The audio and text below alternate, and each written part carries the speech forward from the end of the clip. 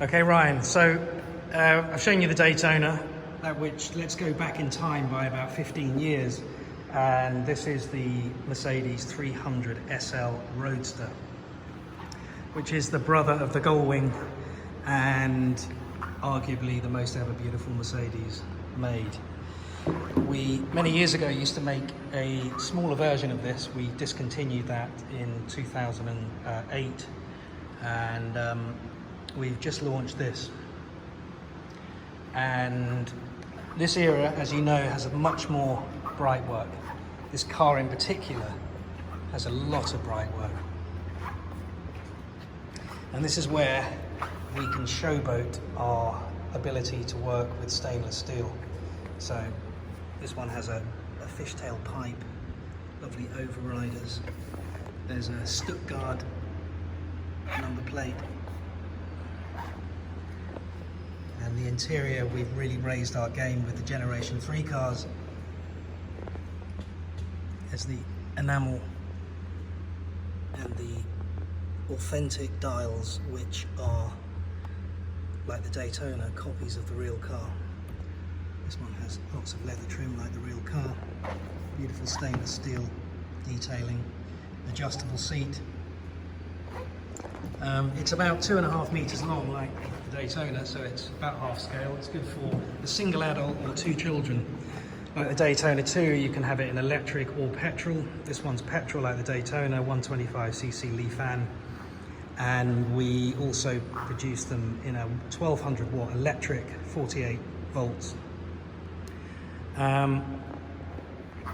With the wheels, these are Rouge wheels, which is a type of wheel that they put on the original car, which has like this. It's like a Dunlop racing alloy. And you can see the detailing.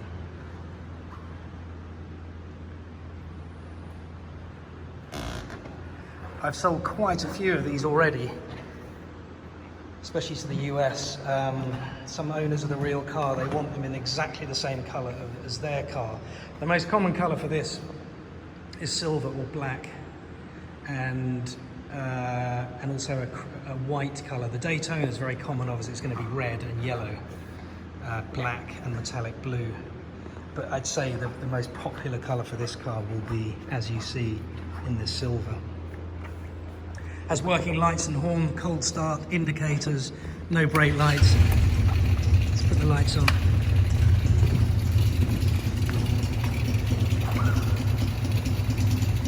So it's about 40 miles an hour. You can restrict it. Maintenance is very simple. As I say, it has a prop shaft and a limited slip differential. There's no chains, very low vibration. You could put a bigger fuel tank in there if you wanted a longer range, but most people use these for half an hour and that's about it. And lots of these cars end up in collections. I'd say 60% and maybe a bit more of these cars are sold to car collectors, and they sit next to the bigger brother. Or they get used in private land. You can fit seat belts. There's an opening boot where you can have a spare wheel, which this one doesn't have. And there's the fuel tank, the battery, the relays.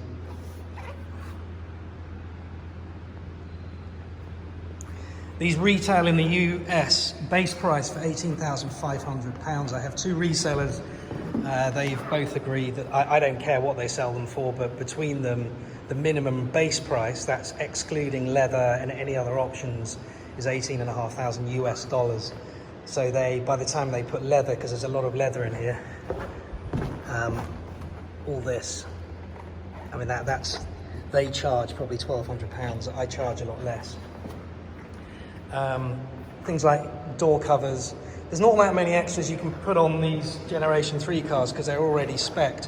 We don't sell them with the Star, that is an optional extra. I am in discussions about a licensing deal that's ongoing. If we get that, then great. It won't really matter to you so much, but I've got to be slightly mindful with Mercedes. These lights, we use a jig for these covers. We make these, we make the light rings, we make everything. This takes about a week and a half to make that grille. It's very detailed. It looks great as a static installation. Some people put them in their apartments just to look at.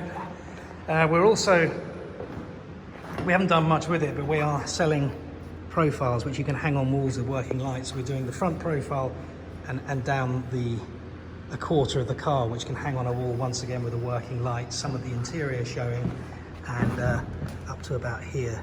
It's quite a cool thing to hang in a sort of, I don't know, a man cave, restaurant, garage, car collection. I haven't started marketing them there, but I will do soon. Great, I hope you like it, and speak soon. I hope you get around the customs thing. If so, that would be fantastic. As I say, we've got a bit of a waiting list at the moment. I envisage it will normalise by the summer, but I've got a lot of cars to build, and there's a lot of people that want them for the summer. But if you're buying an occasional car, I can slip it in. For example, like the F1L, I'm sure we can make you one in a few weeks. Okay, speak to you soon.